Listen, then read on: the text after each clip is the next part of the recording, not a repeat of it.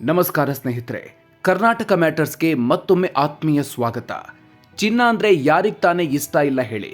ಆದರೆ ಕಳೆದ ಕೆಲವು ತಿಂಗಳುಗಳಿಂದ ಬಂಗಾರದ ಬೆಲೆ ಕೇಳಿದ್ರೇನೆ ಇದೇ ಜಲ್ ಅನ್ನೋ ಥರ ಆಗಿತ್ತು. ಆದರೆ ಈಗ ಚಿನ್ನ ಖರೀದಿಸುವ ಪ್ಲ್ಯಾನ್ನಲ್ಲಿರೋ ಸಾಮಾನ್ಯ ಜನರಿಗೆ ಒಂದು ಭರ್ಜರಿ ಗುಡ್ ನ್ಯೂಸ್ ಸಿಕ್ಕಿದೆ. ಅದೇ ರೀತಿ ಹೂಡಿಕೆದಾರರಿಗೆ ಬಿಗ್ ಶಾಕ್ ಎದುರಾಗಿದೆ. ಹೌದು ಸ್ನೇಹಿತರೆ, ಮಾರುಕಟ್ಟೆಯಲ್ಲಿ ಚಿನ್ನ ಮತ್ತು ಬೆಳ್ಳಿಯ ಬೆಲೆಯಲ್ಲಿ ಹಿಂದೆಂದೂ ಕಾಣದಂತ ಭಾರಿ ಕುಸಿತ ಕಂಡು ಬಂದಿದೆ. ಕೇವಲ 20 ದಿನಗಳಲ್ಲಿ 10 ಗ್ರಾಂ ಚಿನ್ನದ ಬೆಲೆ ಬರೋಬ್ಬರಿ 30,000 ರೂಪಾಯಿ ಕಮ್ಮಿಯಾಗಿದೆ. ಇತಿಹಾಸದಲ್ಲೇ ಮೊದಲ ಬಾರಿಗೆ ಯುದ್ಧ ನಡೀತಾ ಇರುವ ಈ ಸಮಯದಲ್ಲಿ ಚಿನ್ನದ ಬೆಲೆ ಏರೋ ಬದಲು ಪಾತಾಳಕ್ಕೆ ಕುಸಿತಾ ಇದೆ. ಏನಿದು ಮಾರುಕಟ್ಟೆಯಲ್ಲಿ ಆಗ್ತಾ ಇರೋ ಚಮತ್ಕಾರ? ಈ ದಿಢೀರ್ ಕುಸಿತಕ್ಕೆ ಕಾರಣ ಏನು? ಮುಂದೆ ಚಿನ್ನದ ಬೆಲೆ 90,000 ರೂಪಾಯಿಗೆ ಇಳಿಕೆಯಾಗುತ್ತಾ ಅಥವಾ ಮತ್ತೆ 2 ಲಕ್ಷ ರೂಪಾಯಿ ಗಡಿ ದಾಟುತ್ತಾ? ಇವತ್ತಿನ ವಿಡಿಯೋದಲ್ಲಿ ಕಂಪ್ಲೀಟ್ ಡೀಟೇಲ್ಸ್ ನೋಡೋಣ. ವಿಡಿಯೋ ಶುರು ಮಾಡೋದಕ್ಕೂ ಮೊದಲು ನೀವಿನ್ನೂ ನಮ್ಮ ಚಾನಲ್ಗೆ ಸಬ್ಸ್ಕ್ರೈಬ್ ಆಗಿಲ್ಲ ಅಂದರೆ ಈಗಲೇ ಸಬ್ಸ್ಕ್ರೈಬ್ ಆಗಿ, ಹಾಗೆ ಬೆಲ್ ಐಕಾನ್ ಪ್ರೆಸ್ ಮಾಡಿ.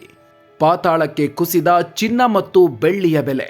ಸ್ನೇಹಿತರೆ, ಮೊದಲು ಬೆಂಗಳೂರಿನಲ್ಲಿ ಇಂದಿನ ಚಿನ್ನ ಬೆಳ್ಳಿ ಬೆಲೆ ಎಷ್ಟಿದೆ ಅಂತ ನೋಡೋಣ. ಚಿನ್ನದ ಬೆಲೆಯಲ್ಲಿ ಇಂದು ಒಂದೇ ದಿನ ಬರೋಬ್ಬರಿ 5,950 ರೂಪಾಯಿ ಇಳಿಕೆಯಾಗಿದೆ. 24 ಕ್ಯಾರೆಟ್ ಶುದ್ಧ ಚಿನ್ನದ ಬೆಲೆ 10 ಗ್ರಾಂಗೆ 1,40,020 ರೂಪಾಯಿಗೆ ಬಂದು ನಿಂತಿದೆ.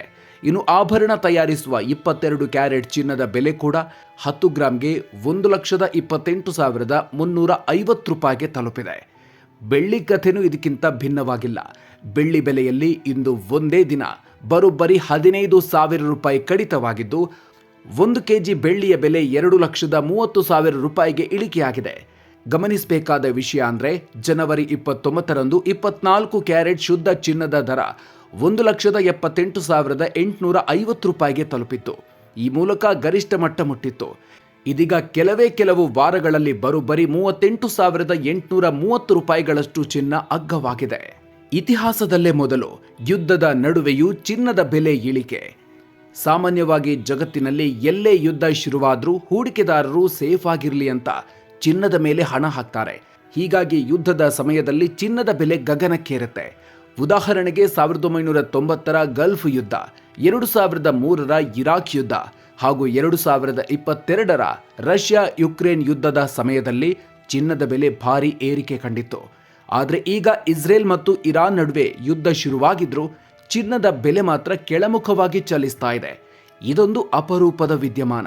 ಮಾರ್ಚ್ 2ರಂದು 1,69,000 ರೂಪಾಯಿ ಇದ್ದ ಚಿನ್ನದ ದರ ಯುದ್ಧ ಶುರುವಾಗಿ 20ನೇ ದಿನಕ್ಕೆ 1,40,000 ರೂಪಾಯಿಗೆ ಬಂದು ನಿಂತಿದೆ. ಅಂತಾರಾಷ್ಟ್ರೀಯ ಮಾರುಕಟ್ಟೆಯಲ್ಲೂ ಚಿನ್ನದ ಮೌಲ್ಯದಲ್ಲಿ 16% ಕುಸಿತ ಕಂಡಿದ್ದು, ಚಿನ್ನ ಹಾಗೂ ಬೆಳ್ಳಿ ಮಾರುಕಟ್ಟೆಯಿಂದ ಬರೋಬ್ಬರಿ $2 ಟ್ರಿಲಿಯನ್ ಹಣ ಕೊಚ್ಚಿ ಹೋಗಿದೆ ಅಂತ ದಿ ಕೋಬೆಸ್ಸಿ ಲೆಟರ್ ವರದಿ ಮಾಡಿದೆ.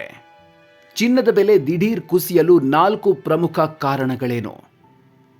ಹಾಗಾದರೆ ಯುದ್ಧದ ಟೈಮಲ್ಲೂ ಚಿನ್ನ ಯಾಕೆ ಇಳಿತಾ ಇದೆ? ಇದಕ್ಕೆ ತಜ್ಞರು 4 ಮುಖ್ಯ ಕಾರಣಗಳನ್ನು ನೀಡಿದ್ದಾರೆ. 1. ಬಲವಾದ ಅಮೆರಿಕನ್ ಡಾಲರ್. ಇರಾನ್ ಯುದ್ಧ ಶುರುವಾದ ನಂತರ ಅಮೆರಿಕನ್ ಡಾಲರ್ ಇಂಡೆಕ್ಸ್ 3% ಏರಿಕೆಯಾಗಿದೆ. ಡಾಲರ್ ಬಲಗೊಂಡಾಗ ಚಿನ್ನ ದುಬಾರಿಯಾಗುತ್ತೆ. ಹೀಗಾಗಿ ಜಾಗತಿಕ ಹೂಡಿಕೆದಾರರು ಚಿನ್ನದ ಬದಲು ಡಾಲರ್ ಖರೀದಿಗೆ ಮುಗಿಬಿದ್ದಿದ್ದಾರೆ. 2ನೇ ಕಾರಣ ಬಡ್ಡಿ ದರಗಳು ಮತ್ತು ಬಾಂಡ್ ಯೀಲ್ಡ್. ಸಾಮಾನ್ಯವಾಗಿ ಹಣದುಬ್ಬರ ಕಡಿಮೆಯಾದಾಗ ಅಮೆರಿಕದ ಸೆಂಟ್ರಲ್ ಬ್ಯಾಂಕ್ ಬಡ್ಡಿ ದರ ಕಡಿಮೆ ಮಾಡುತ್ತೆ.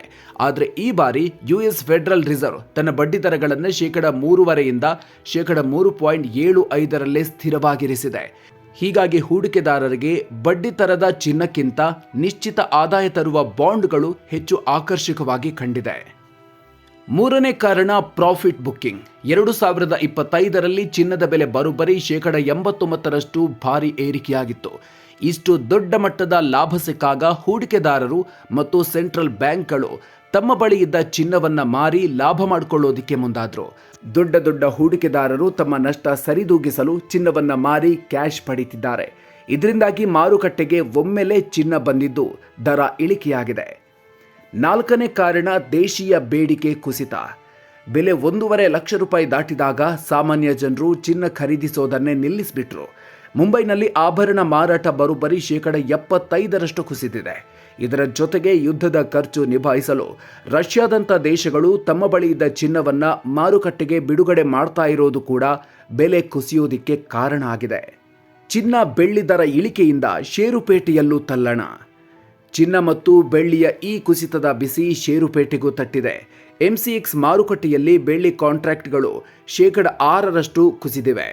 ನಿಪ್ಪಾನ್ ಇಂಡಿಯಾ ಸಿಲ್ವರ್ ETF 13% ಭಾರಿ ಕುಸಿತ ಕಂಡಿದೆ. ಅಷ್ಟೇ ಅಲ್ಲ, ಭಾರತದ ಅತಿದೊಡ್ಡ ಬೆಳ್ಳಿ ಉತ್ಪಾದಕ ಕಂಪನಿಯಾದ ಹಿಂದೂಸ್ತಾನ್ ಜಿಂಕ್ ಷೇರುಗಳು ಕೂಡ 5.6%ನಷ್ಟು ಇಳಿಕೆ ಕಂಡಿದೆ. ಹಾಗಾದ್ರೆ ಮುಂದೇನು? ಮತ್ತೆ ದುಬಾರಿಯಾಗುತ್ತಾ ಚಿನ್ನ? ಮಾರುಕಟ್ಟೆ ತಜ್ಞರ ಪ್ರಕಾರ ಈಗ ಡಾಲರ್ ಬಲವಾಗಿರೋದ್ರಿಂದ ಚಿನ್ನದ ಬೆಲೆ ಕುಸಿತ ಕಾಣ್ತಿದೆ. ಫೇಸ್ 360 ತಜ್ಞರ ಪ್ರಕಾರ ಚಿನ್ನದ ಬೆಲೆ ಮುಂದಿನ ದಿನಗಳಲ್ಲಿ 90,000ದಿಂದ 1 ಲಕ್ಷ ರೂಪಾಯಿಗೆ ಇಳಿಕೆಯಾಗುವ ಸಾಧ್ಯತೆ ಇದೆ. ಆದರೆ ದೀರ್ಘಾವಧಿಯಲ್ಲಿ ನೋಡಿದ್ರೆ JP ಮಾರ್ಗನ್ ಮತ್ತು UBSನಂಥ ಜಾಗತಿಕ ಸಂಸ್ಥೆಗಳು ಚಿನ್ನ ಮತ್ತೆ ಪುಟಿದೇಳಲಿದೆ ಅಂತಲೇ ಹೇಳ್ತಾ ಇವೆ.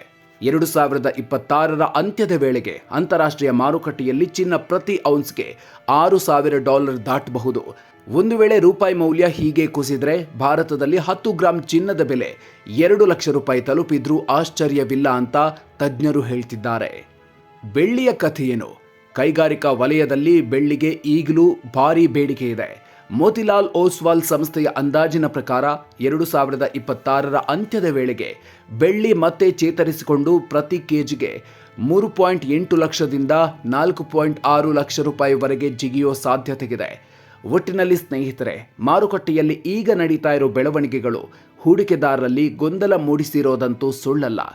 ನಿಮ್ಮ ಪ್ರಕಾರ ಚಿನ್ನದ ಬೆಲೆ ಇಳಿಕೆಯಾಗಿದ್ದು ಸಾಮಾನ್ಯ ಜನರಿಗೆ ಅನುಕೂಲ ಆಗಲಿದೆಯಾ? ನೀವು ಈ ಟೈಮ್ನಲ್ಲಿ ಚಿನ್ನ ಖರೀದಿಸೋ ಪ್ಲಾನ್ ಮಾಡ್ತಾ ಇದ್ದೀರಾ? ನಿಮ್ಮ ಅನಿಸಿಕೆಯನ್ನು ಕಾಮೆಂಟ್ ಬಾಕ್ಸ್ನಲ್ಲಿ ತಪ್ಪದೆ ತಿಳಿಸಿ.